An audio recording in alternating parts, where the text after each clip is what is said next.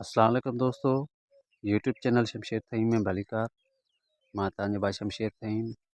अॼु सोरठ राय ॾे अॼु मां गुज़ारितो खणी तव्हां दोस्तनि लाइ हाज़िर थियो आहियां। उमेदु आहे त तव्हांखे वीडियो पसंदि ईंदी। मौज़ू तरफ़ हलण खां पहिरीं दोस्तनि खे गुज़ारिश आहे त चैनल असांजे खे सब्सक्राइब करणु न विसारींजो। दोस्तों हलूं था गुज़ारितनि तरफ़। पहिरीं गुज़ारत आहे घर जो वञ वठी वञी कर वठिजी, अदा घर जो आहे अलाह ताला, वट जी आहे मस्ती। हाणे सोरठ जो मंगते सां ॻाल्हाइणु आहे त घर जो वञ वठी वञी कर वठिजी, चए थी अलाह ताला वठ वञी कर मस्ती। ॿी गुज़ारत त ही उज़वो वञ वठी पर पखी न मंगता, अदा पखी आहे जेरो, सॉरी उज़वो आहे जेरो, पखी आहे परमार। हाणे वरी सोरठ जो मंगते सां ॻाल्हाइणु आहे त ही जेरो वञ वठी पर मार न मंगता।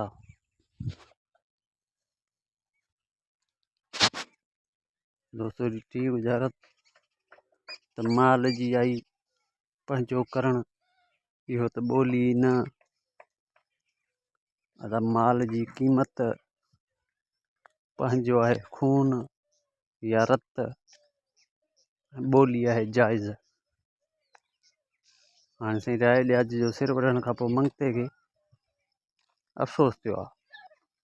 त हाणे उते मंगतो थो चवे त माल जी आई पंहिंजो करणु, इहो ॿोली न, चए थो कीअं मत आई खून करणु, इहो त जाइज़ ई न।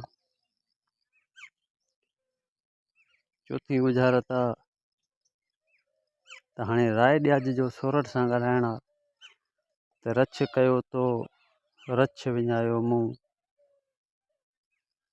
अदा रछ आहे कोप ऐं रछ आहे सासर।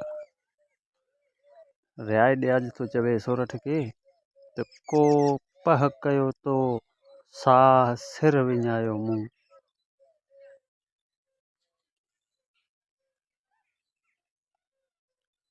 वरी पंजी गुज़ारत आहे त फ़क़ीर विलायतूं ऐं के ज़ात ॾिठई, अदा विलायत जूनागढ़, ज़ात जा आहिनि रंग ज़ात जा। चए थो फ़क़ीर जूनागढ़ूं ऐं के रंग ॾिठई। वरी छहीं गुज़ारत इन सुरमा सराइकी ज़बान में आहे त ॿोली न वेसां शहर नैसां, अदा ॿोली आहे वल, शहर आहे श्रीनगर। हाणे मंगतो तो सोरठ खे चए त वल न वेसां सिरी नैसां, माना सिर खणी वेंदुसि। सती गुज़ारत शहर फ़क़ीरा पर काठी ईंदई की न की, अदा शहर आहे चासर, काठी जो आहे कतब जंहिंमें सिरूं ठाहिबियूं आहिनि। त हाणे सोरठ थी चए मंगते खे त चा सिर फ़क़ीरा पर कतब ईंदई की न की। दोस्तों अठी ऐं आख़िरी गुज़ारत आहे त पखी नालो हुयो त खाज जो आणी हा, अदा पखी हेड़ो नालो सखी खाज जो जेरो। चए थो जे हेड़ो सखी हुयो त जेरो आणी हा, मारे छो खणी आई।